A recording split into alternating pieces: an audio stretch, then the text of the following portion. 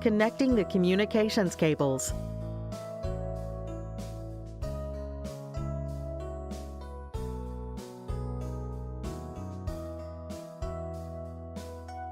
Loosen the cable glands. Route the communication cables through the cable glands.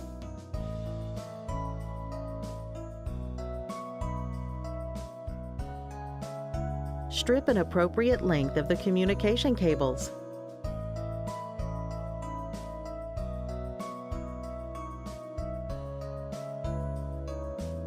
Connect the cables to the terminal base.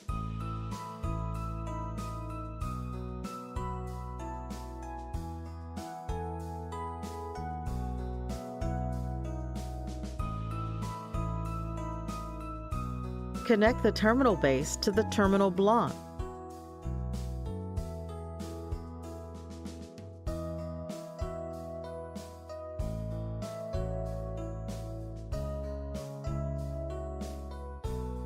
Bundle the cables. Tighten the cable gland.